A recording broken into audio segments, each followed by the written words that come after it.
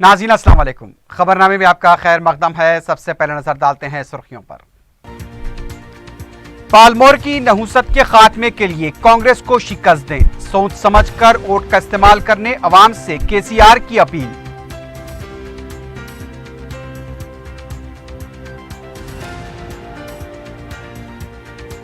चहारशंबे की शाम से किसी भी तरह की इंतखाबी तशहीर पर पाबंदी, खिलाफ वर्जी पर 2 साल की जेल और जुर्माना भी आयद होगा।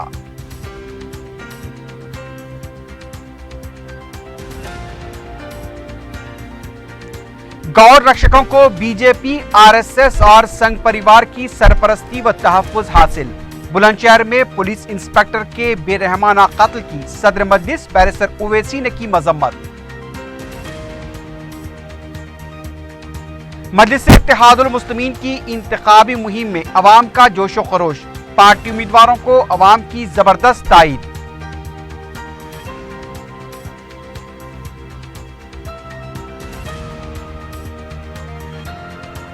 और फसलांसर सैयदनगर में तामीराती काम के दौरान गिरकर मजदूर की मौत।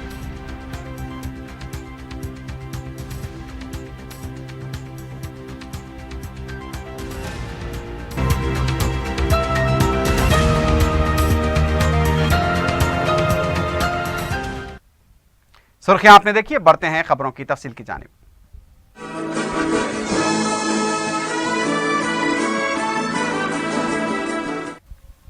तेलंगाना के कारगुजार वजीर आला के चंद्रशेखर राव ने अवाम से अपील की है कि वो हवा में वोट न दें, अवामी मकसद को कामयाब बनाने के लिए और उनके एजेंडे को अमली जामा पहनाने वाले कायदीन को ही वोट दें। कोड़ंगल कोसगी में जलसे आम से खिताब करते हुए केसीआर ने कहा कि पालमोर की नहुसत को दूर करना है तो कांग्रेस को शिकस्त दी जाए।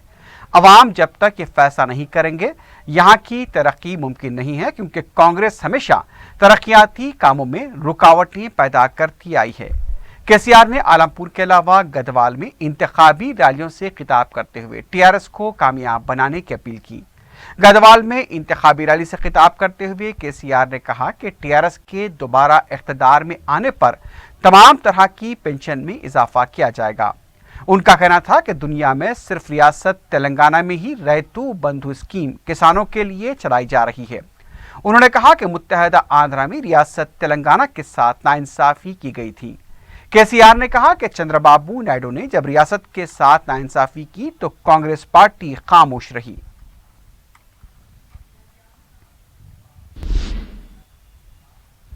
रियासती इलेक्टोरल ऑफिसर रजत कुमार ने बताया कि चहारशंबे की शाम 5 बजे इंतखाबी मुहिम खत्म हो जाएगी।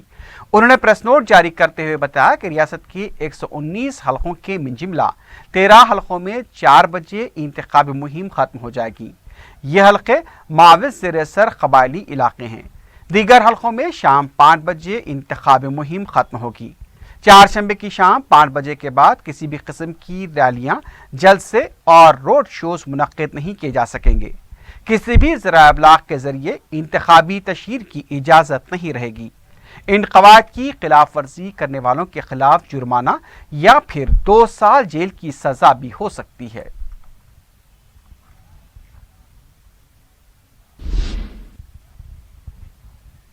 तेलंगाना कांग्रेस के कारगुजार सदर रेवंत रेड्डी की कोड़ंगल बंद ऐलान करने पर 12 घंटे के अंदर गिरफ्तारी और रिहाई अमल में आई। रेवंत रेड्डी की गिरफ्तारी के खिलाफ पार्टी कारकुनों की तरफ से एहतजाज किया गया। कांग्रेस पार्टी इस मामले में अदालत से भी रुजू हुई और इलेक्शन कमीशन से भी नुमाइंदगी की गई। बाद में इलेक्टोरल ऑफिसर रजत कुमार ने डीजीपी को रेवंत रेड्डी को रिहा करने की हिदायत दी।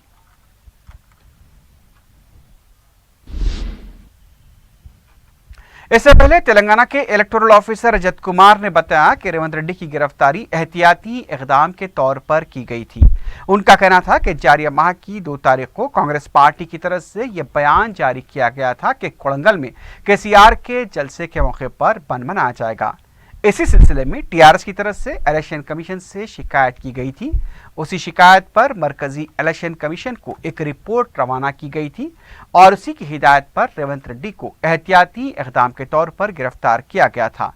उन्होंने कहा कि इलेक्शन कमीशन तमाम सियासी जमातों को एक नज़र से देखता है। उनका कहना था कि कोड़ंगल में अमन व कानून की बरकरारी को यकीनी बनाया जाएगा।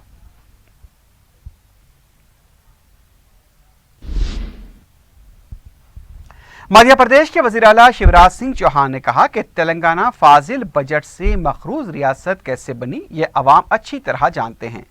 हैदराबाद में मीडिया से बात करते हुए उन्होंने कहा कि तेलंगाना के हुसूल में जिस तरह की जिद्दोजहद की गई थी, उतनी तरक्की तेलंगाना की नहीं हुई, क्योंकि तेलंगाना तश्कील से केसीआर के खानदान को ही फायदा हुआ है। खानदानी सियासत में केसीआर ने कांग्रेस को भी पीछे छोड़ दिया। उन्होंने अवामी महाज को एक नाकाम महाज करार दिया। शिवराज सिंह चौहान ने कहा कि वो 13 साल से चीफ मिनिस्टर हैं, लेकिन वो सेक्रेटेरिएट से हुकूमत चलाते हैं, जबकि केसीआर अपने फार्म हाउस से हुकूमत चला रहे हैं। उन्होंने दावा किया कि मध्य प्रदेश में बीजेपी की हुकूमत कायम होगी।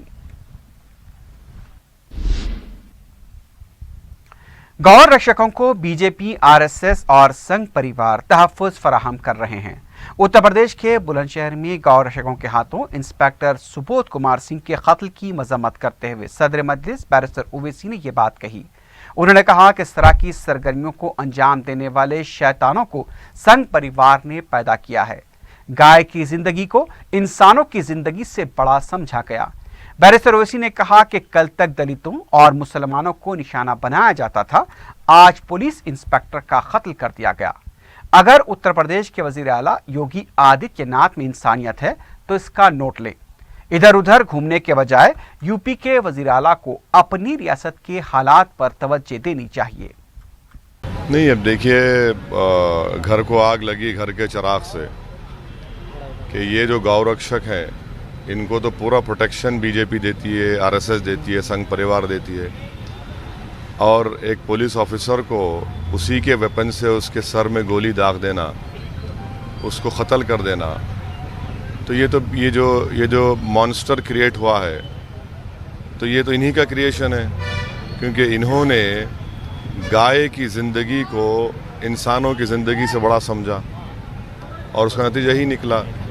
संविधान में राइट टू लाइफ जो है वो एक फंडामेंटल राइट है जो तमाम हिंदुस्तानियों के लिए। अगर आप इंसानों की जान बचाएंगे तो आप जानवर की, दूसरों की जान बचा पाएंगे, मगर यहाँ पर मामला उल्टा है और एक पुलिस ऑफिसर जान चलेगी। वो जो ऑफिसर की बहन कह रही है कि मेरा भाई अखलाक के मर्डर को प्रूव कर रहा था और वो कह रही कॉन्स्पिरेसी है ये, तो ये तो पूरी रिस्पॉन्सिबिलिटी बीजेपी की है। ये ख़त्म नहीं होगा, इतना याद रखिए कि ऐसे और वाक़यात होंगे।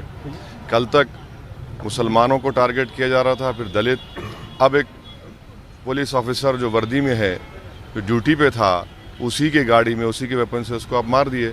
तो क्या बीजेपी अभी भी जागेगी, नहीं जागेगी, या फिर वही पुरानी अपनी उसी बकवास पे रहेगी, उसी बहस करते रहेगी? बीजेपी को समझना चाहिए कि आप जो चीज़ को पैदा कर चुके हैं ये सबको नुकसान करने वाली है।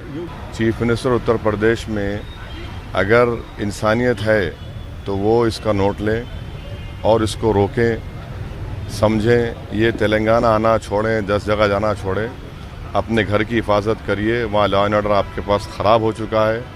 एक ऑफिसर को मार दिया गया, कभी किसी के एक आदमी को जो घर को वापस जा रहा था उसका इनकाउंटर कर दिया आप। तो ये तो वहाँ पर तो एक जंगल राज चल रहा है। तो योगी आदित्यनाथ का काम ये है, वही से तो मुख्यमंत्री, कि वो वहाँ पर बैठकर जायज़ा लें। ये सारे मुकामात पर जाकर हैदराबाद आकर ज्ञान देना भगा देंगे। अरे भाई, आपको क्रिमिनल्स आपके ऑफिसर्स को मार रहे हैं सर, जो आपको प्रोटेक्शन करते हैं, आप उनको भगाइए ना, आप वहाँ की फिक्र करिए। सेंट्रल मिनिस्टर मुख्तार अब्बास नकवी ने कहा है कि ये एकदम मानवता के खिलाफ काम हुआ है, जो भी दोषी होंगे उनको बख्शा नहीं जाएगा और उनके खिलाफ कार्रवाई होगी।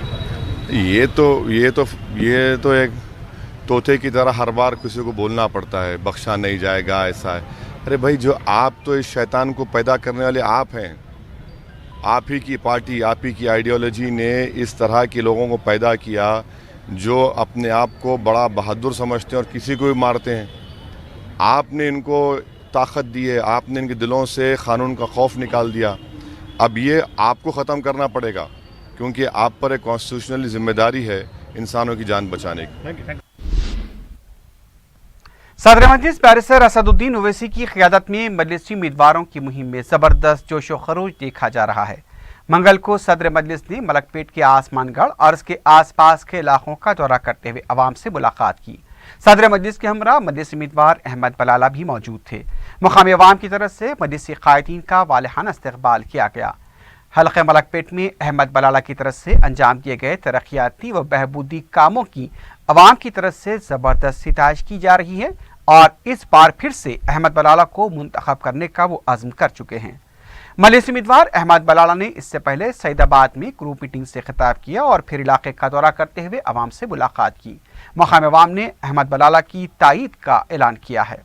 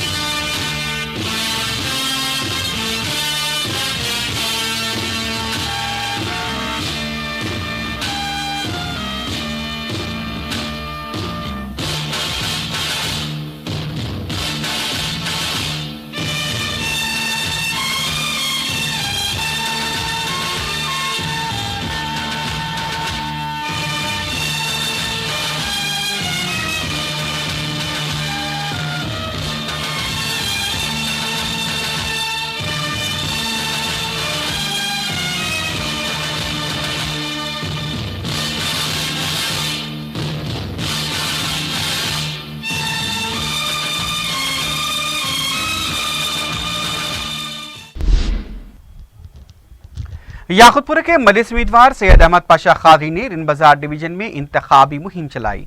मलिसी उम्मीदवार ने अशरफुल मदरस स्कूल से अपने दौरे का आगाज किया।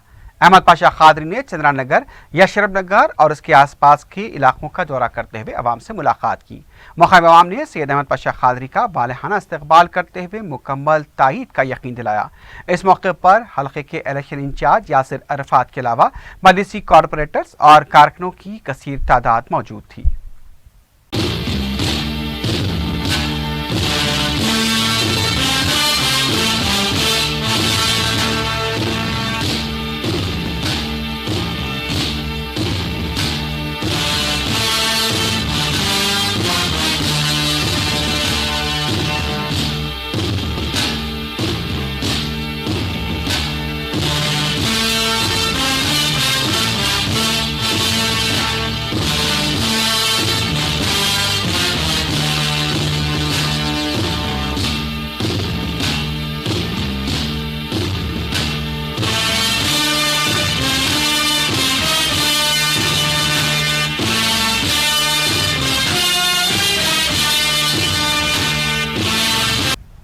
हल्का असम्बली बहादुरपुर के मलिसी उम्मीदवार मोहम्मद मौजम खान ने अपने हल्के के अलावा अर्श महल और उसके अतराफ वकनाफ के इलाकों का दौरा करते हुए इंतखाबी मुहिम चलाई।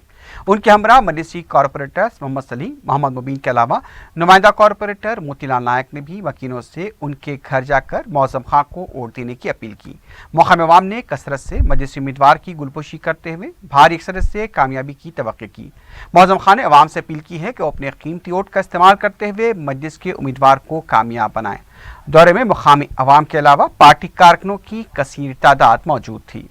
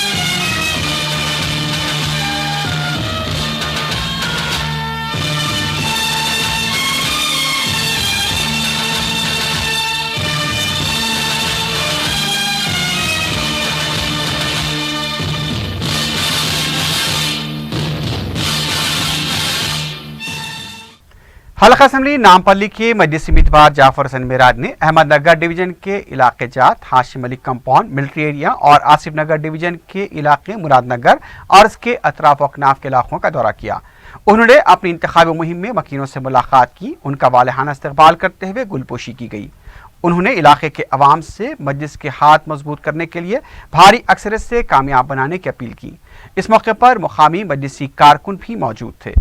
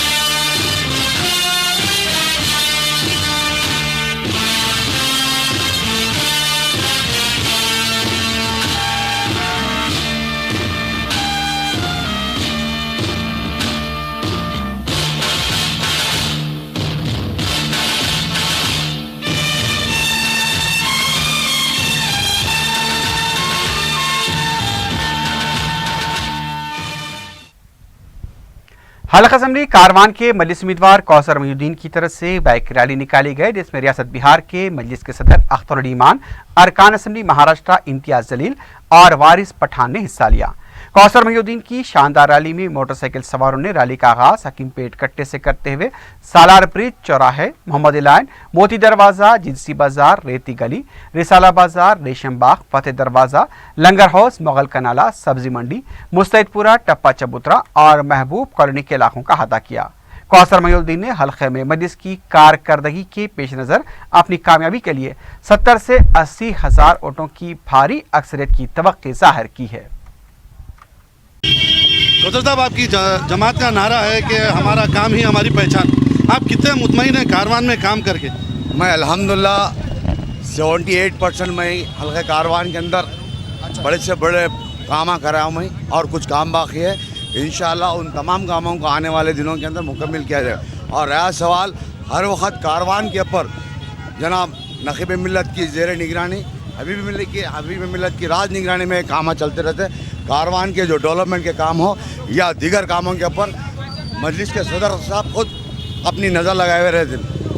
आपकी आवाम आपसे कितनी मुतमईन है? आपने इतने दिनों से कैंपेन की है, आपने अलग अलग तबक़ात के लोगों से मुलाकात की है, इसके बाद आपको क्या लगता है कि आपका इलेक्शन कैसा रहेगा? मेरे हल्के कारवान का वोटर्स का मैं सबसे पहले शुक्रिया अदा करता हूँ।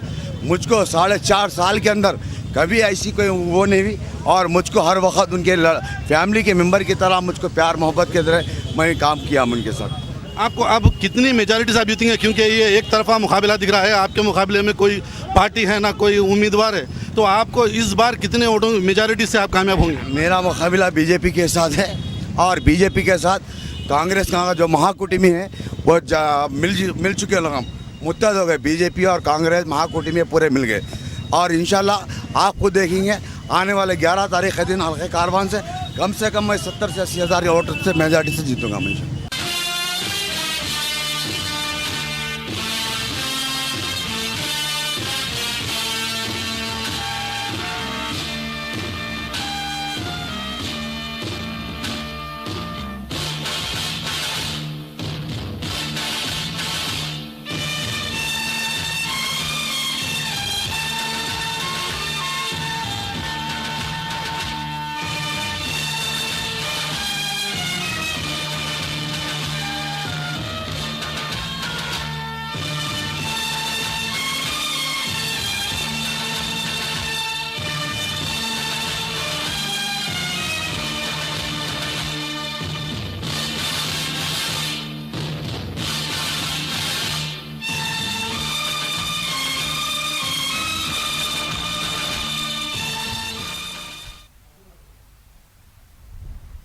हल्का असम्बली राजेंद्र नगर के मजलिस उम्मीदवार मिर्जा रहमत बेग की तरफ से भी रैली निकाली गई।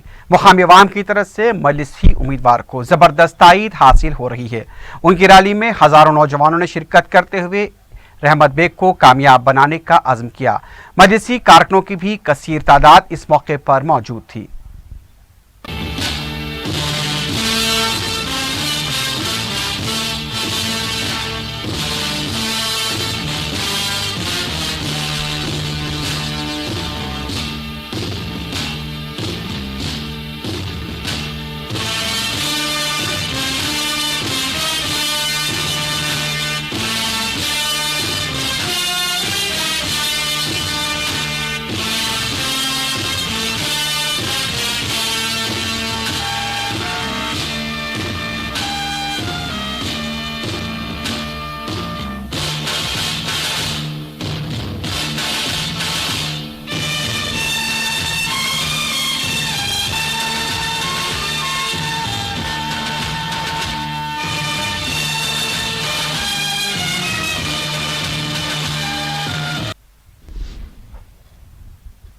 ऑल इंडिया सूफी उलमा कौंसिल ने अवाम से अपील की है कि वो 7 दिसंबर को तेलंगाना असम्बली इंतखाबात में अपने वोट का इस्तेमाल करें।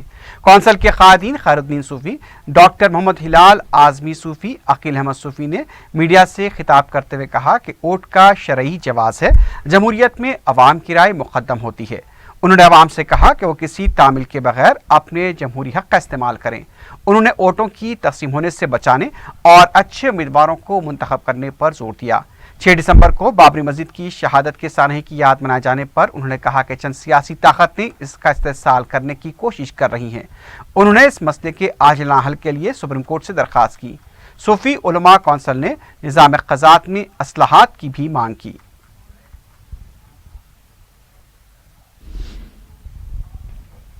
बीजेपी के कौमी अक़लियती क़ायद मुख्तार अब्बास नक़वी ने पुराने शहर में मुख्तलिफ असम्बली हल्क़ात में रोड शो में हिस्सा लिया। मुख्तार अब्बास नक़वी ने चंद्रानगुट्टा, बहादुरपुरा और चारमीनार हल्कों में रोड शो में हिस्सा लेते हुए बीजेपी के हक में वोट डालने की अपील की।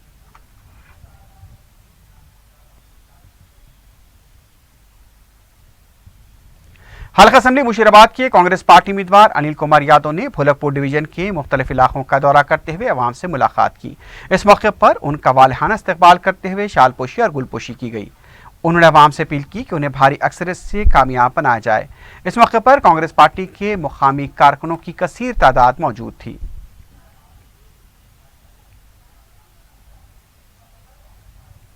जुबली हिल्स के आज़ाद उम्मीदवार नवीन यादव ने शेखपेट के मुख्तलिफ इलाकों का दौरा करते हुए अवाम से मुलाकात की। मौके में अवाम ने नवीन यादव का इस्तकबाल किया और उनकी गुलपोशी की। उन्होंने बताया कि वो गुज़िश्ता 10 साल से अवामी खिदमात अंजाम दे रहे हैं और उन्हें इंतखाबात में कामयाब करते हुए हिम्मत अफजाई की जाए। इस मौके पर अवाम की कसीर तादाद के अलावा उनके हामी भी मौजूद थे।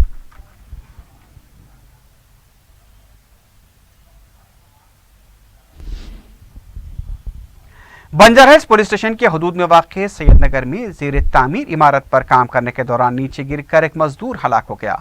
महलूक की शिनाख्त भोलानगर फर्स्ट आंसर के साकिन 35 साला शरीफ की हैसियत से की गई। बताया गया कि सेंटरिंग का काम करने वाला शरीफ तवाज़ुन बिगड़ने की वजह से मुतसिला घर पर गिर पड़ा और वहां से शेड के टूटने से वो नीचे आ गया और बरसरे मौका उसकी मौत हो गई। लाश को पोस्टमार्टम के लिए तवाखाना मुंतकिल कर दिया गया है। मजीद तहकीकात जारी हैं।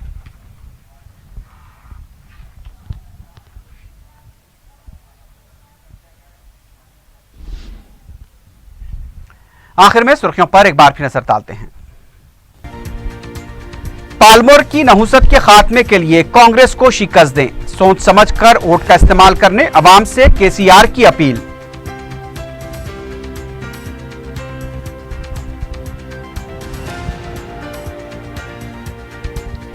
चारशंबे की शाम से किसी भी तरह की इंतखाबी तशहीर पर पाबंदी, खिलाफ वर्जी पर 2 साल की जेल और जुर्माना भी आयद होगा।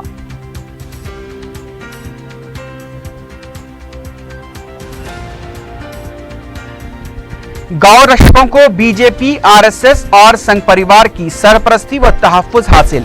बुलंदशहर में पुलिस इंस्पेक्टर के बेरहमाना कत्ल की सदर मजलिस ने की मजम्मत।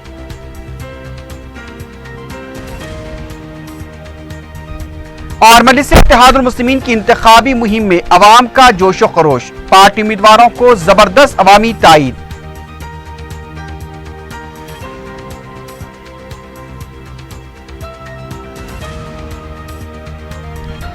और फसलांसर सैयदनगर में तामीराती काम के दौरान गिरकर मजदूर की मौत।